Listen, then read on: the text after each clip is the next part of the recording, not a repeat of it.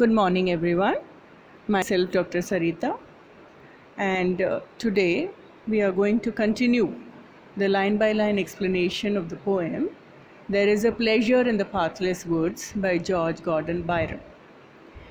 We had completed till line 45, and we are going to further continue the poem with the line 46. Let me read out a few lines and then go on to explain. Thou glorious mirror, where the Almighty's form glasses itself in tempests, in all time, calm or convulsed, in breeze or gale or storm, icing the pole, or in the torrid clime, dark, heaving, boundless, endless, and sublime, the image of eternity, the throne of the invisible, even from out thy slime, the monsters of the deep are made, each zone obeys thee, thou goest forth, dread, fathomless, alone. In these lines, the poem, which is an extract from Childe Harold's Pilgrimage, Canto 4, as I had already mentioned in the lines, the poem is praising the mighty ocean on which time has no sway. The oceans roll on today as it did at the dawn of the creation. The poet says that the ocean is a glorious mirror in which the form of Almighty God manifests itself in tempests. In every age, whether calm or disturbed, in gentle breeze or in strong gale or storm, whether frozen into ice around the pole or when rising darkly on high billows in the hot clime of the torrid zone, the ocean is unbounded, eternal, and sublime. The ocean is the symbol of eternity and the throne of invisible God. From dripping mud in the depths of the ocean and the monsters of the sea are created. Every quarter of the world obeys the ocean. The ocean is dreadful, immeasurable, and alone, requiring no help because of its great might. Here, the poet talks about the power of the ocean, and let me continue to read further. And I have loved thee, ocean, and my joy of youthful sports was on thy breast to be, borne like thy bubbles, onward from a boy I wantoned with thy breakers, they to me were a delight, and if the freshening sea made them a terror, it was a pleasing fear. For I was as it were a child of thee, and trusted to thy billows far and near, and laid my hands upon thy name as I do here. In these lines, the poet sings again of the mighty ocean. These lines are autobiographical. Byron here speaks about his love of the ocean. Lord Byron was lame, hence he was confined to enjoy the pleasures of his boyhood with his fellow children on the earth. But he was a good swimmer.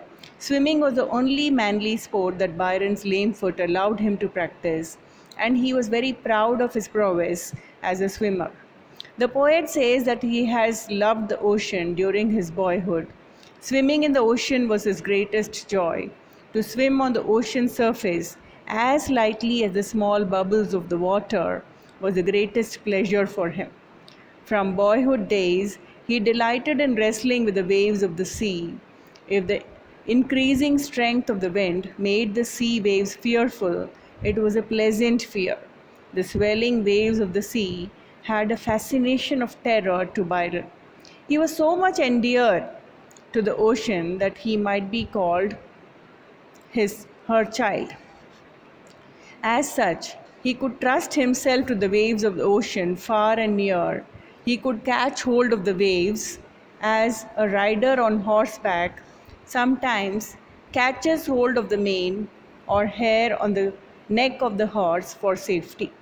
He is doing the same at present. The poet imagines that he is on the sea at present. Let me go on to read the final few lines. My task is done, my song hath ceased, my theme has died into an echo.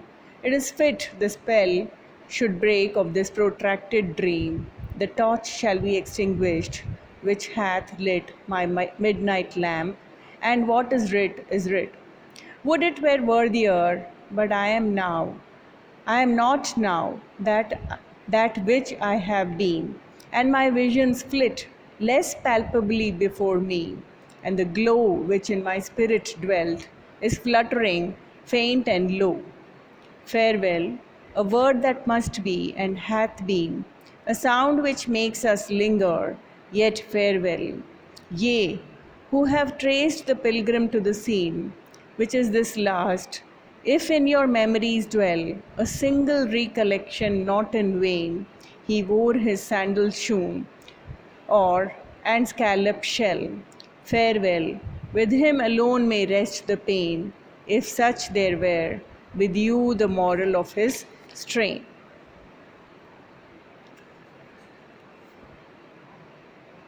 In these lines, the poet has come to the end of the poem. The end of his journey has come. He says that his work is done, his song is ended, and his theme is left as an echo. It is time for the charm of his prolonged, protracted dream, composition of the poem to end. The inspiration which set him to this, his solitary writing, is now extinguished, and the book is finished. He wishes it were a greater work. Wish it was worthier, he says. He is not now the man that he formerly was. He is now aged, his visions are less palpable, and his imagination has not now the same substance. It is losing its strength and is less substantial now. The poet's inspiration is now weak. The poet bids farewell. He says that the word farewell is a necessary word and has always been so. It makes us linger. We want to stay on for a little long. He again bids farewell. He addresses the reader who has followed the hero of his poem to the final scene and says that if his memories should retain a single one of his thought, if a single memory of him ever arises within the reader, it will not have been in vain, or it will not go waste, that he wore his sandal shoon footwear, and the scallop shell, which is another word for helmet, of the pilgrim. He again bids farewell and says that the pain and anguish suffered are the pilgrims, or rather of the poet. It is for the reader to draw the necessary moral. The readers may learn from the sufferings of the poet. This much for today. Thank you, girls.